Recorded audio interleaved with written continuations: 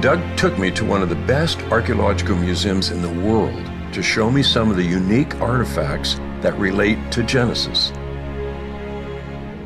Well, the events of the Bible are unfolded in the ancient Near East. So all of these lands are extremely important to understanding how and what took place in the biblical text.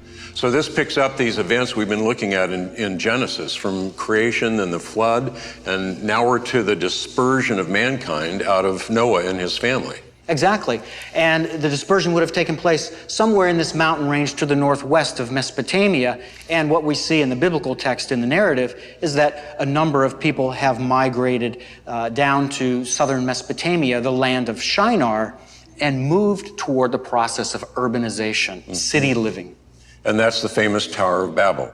Absolutely. Do we know where that is? There are about 7 or 8 Babels, cities of Babel, in the ancient area of Mesopotamia. And so one at a time, I've studied all of those areas and found only one that meets all the criteria of the famous site of the Tower of Babel, and that is the site of Eridu, which is in southeastern Mesopotamia. We have signs of the expansion to the north, to the south, to the east, to the west, all the way as far as Egypt.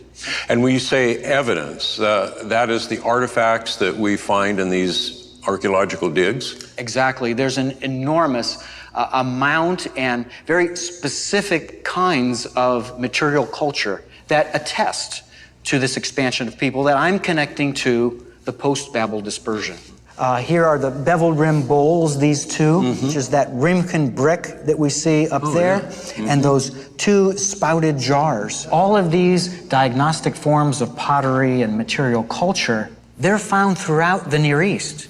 The Bible describes an event that's not just the confusion of language, but it's the dispersing of people far from that city.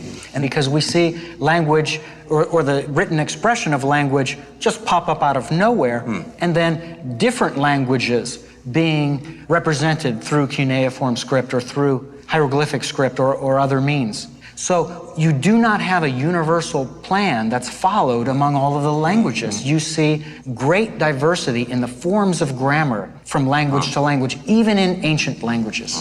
It seems then that the event recorded in Genesis about the Tower of Babel, that's a very, very critical event for archaeology. It is.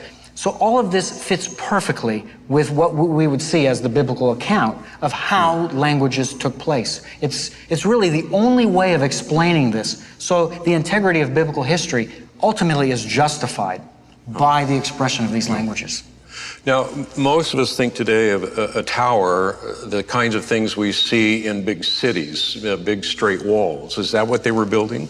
Well, essentially, it's a variation of a pyramid. And there were 4 sides to it and several stairways that would go up to the top. At Eridu, we have a temple that existed in 18 different phases. And in every phase, it grew in its size and its complexity. And that final temple, that final phase of the temple, it was abandoned immediately, right at the time of the late Uruk expansion. Catacornered to the temple was an absolutely enormous platform. Do you think that could be the foundation of the Tower of Babel? Absolutely, and I would suggest to you that this late Uruk expansion, where this technology began, was something that spread with the people. We find forms of these ziggurats all around the globe. We find them in China, we find them in India, we find them in various parts of the Americas. We find them all over.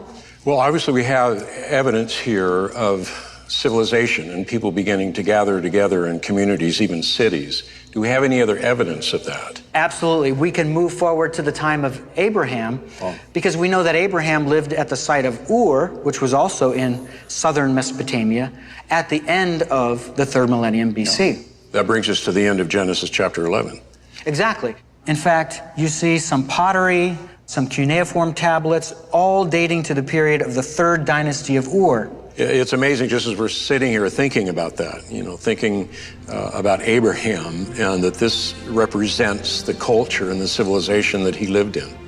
It's a great tie to that record in Genesis 4. It is fascinating, and it gives you a feeling of putting your hands around the events that go on in the biblical text.